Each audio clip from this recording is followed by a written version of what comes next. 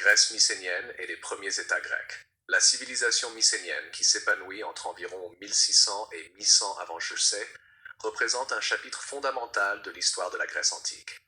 Elle succède à la civilisation minoenne de Crète, tout en s'en distinguant par son organisation politique, militaire et sociale plus centralisée. Les Mycéniens, nommés d'après la ville de Mycène, l'une de leurs citadelles les plus emblématiques, ont laissé des traces archéologiques et écrites qui permettent de mieux comprendre l'émergence des premiers États en Grèce. Les origines et la culture mycénienne. Les Mycéniens sont issus de populations indo-européennes qui migrèrent vers le Péloponnèse et d'autres régions de Grèce continentale à la fin de l'âge du bronze ancien. Leur culture se caractérise par la synthèse de traditions locales et d'influences minoennes, notamment dans l'architecture et l'art. Les palais mycéniens, tels que ceux de Mycène, Tirynthe, Pylos et Thèbes, sont le reflet d'un pouvoir centralisé et hiérarchisé. Ces complexes palatiaux servaient à la fois de résidence royale, de centre administratif et de lieu de stockage des ressources, et étaient protégés par d'imposantes fortifications en pierre, symbole de l'importance de la guerre et de la défense dans la société mycénienne. L'écriture mycénienne, le linéaire B, est une adaptation du système d'écriture minoen, linéaire A, et constitue le plus ancien témoignage écrit de la langue grecque. Les tablettes en argile découvertes à Pylos et à Mycène révèlent une société bureaucratique où les ressources agricoles, les troupeaux et les objets de valeur étaient enregistrés, ce qui indique une administration centralisée et organisée. Ces inscriptions sont également précieuses pour comprendre la religion, les titres et le fonctionnement de la société mycénienne. Organisation politique et sociale. La société mycénienne était fortement hiérarchisée. Au sommet se trouvait le Wanax, ou roi, détenteur du pouvoir politique, militaire et religieux. Sous lui, le Lowajeta s'occupait un rôle militaire et de commandement, tandis que d'autres fonctionnaires géraient l'économie, les récoltes et les travaux publics. Les palais constituaient le centre du pouvoir, et chaque cité mycénienne contrôlait les villages et territoires environnants. La société mycénienne est également guerrière et militarisée. Les tombes princières, comme celle de Mycène, le fameux trésor d'Atrée, contiennent des armes, des chars miniatures et des objets de prestige, illustrant l'importance de la guerre et du statut social. Les fortifications massives, les portes monumentales, comme la porte des Lions à Mycène, témoignent de la nécessité de se défendre contre des incursions extérieures. L'art mycénien, bien que fortement influencé par l'art minoen, tend à représenter des scènes de bataille, de chasse ou des animaux puissants, renforçant l'image d'une culture centrée sur la force et le pouvoir, religion et pratiques cultuelles. La religion mycénienne s'inscrit dans la continuité de la tradition minoenne, mais montre des traits distinctement guerriers et aristocratiques. Les tablettes en linéaire B mentionnent des divinités que l'on retrouvera dans la mythologie grecque classique, telles que Poséidon, probablement adoré en tant que dieu des tremblements de terre et des eaux, et des figures féminines liées à la fertilité et à la protection. Les sanctuaires et hôtels, situés près des palais, indiquent que le roi jouait un rôle de pont entre les hommes et les dieux, consolidant ainsi son autorité politique par une légitimité religieuse. L'économie mycénienne. L'économie des cités mycéniennes était diversifiée et organisée.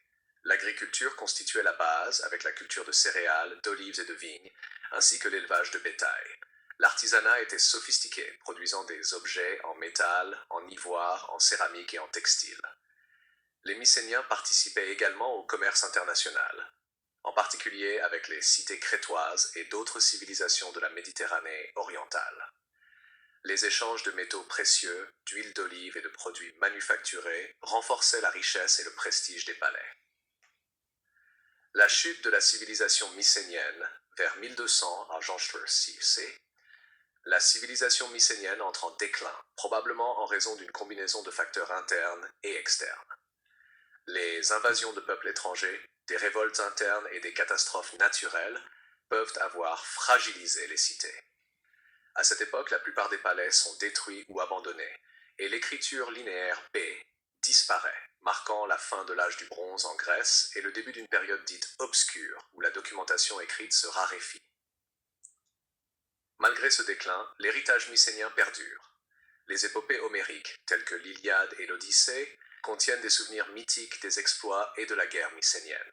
Les structures politiques et religieuses, ainsi que certains éléments culturels et artistiques, influenceront les cités grecques archaïques qui émergeront au cours des siècles suivants. Les premiers États grecs. Après la chute des palais mycéniens, la Grèce entre dans une période de fragmentation. Les communautés deviennent plus petites et autonomes, mais elles conservent certains éléments de la culture mycénienne, notamment les traditions religieuses et les techniques artisanales. C'est au cours du premier millénaire avant Jussé que se forment les premières cités-États grecques, ou polis, telles qu'Athènes, Sparte et Corinthe. Chaque polis développe ses propres structures politiques et sociales. Sparte se distingue par une organisation militaire stricte et un système oligarchique, tandis qu'Athènes favorise l'évolution vers une démocratie limitée. La religion joue toujours un rôle central, avec des sanctuaires publics et des festivals communautaires qui renforcent le lien social et l'identité collective. Le commerce et la colonisation maritime favorisent les échanges culturels et économiques, établissant un réseau qui relie les cités grecques entre elles et avec la Méditerranée orientale. Héritage, âge et influence sur la Grèce classique. L'héritage mycénien est perceptible dans la culture grecque classique. La centralisation administrative et l'idée d'un pouvoir monarchique légitimé par la religion influencent les structures des premiers royaumes et tyrannies grecques. Les traditions guerrières et le prestige associé aux héros des batailles trouvent une continuité dans l'idéal héroïque de l'Iliade et de l'Odyssée. L'art et l'architecture mycéniens préfigurent certains motifs et techniques qui seront réinterprétés à l'époque archaïque et classique. En somme, la civilisation mycénienne et les premiers États grecs constituent les fondations sur lesquelles reposera la culture grecque antique. La transition entre ces deux périodes marque le passage d'une société centralisée et palatiale à une multitude de cités-États autonomes, chacune développant des formes politiques, économiques et culturelles qui influenceront durablement l'histoire de la Méditerranée. Cette période souvent méconnue est essentielle pour comprendre l'évolution de la Grèce antique et l'émergence de concepts fondamentaux tels que la citoyenneté, la guerre organisée et la hiérarchie sociale.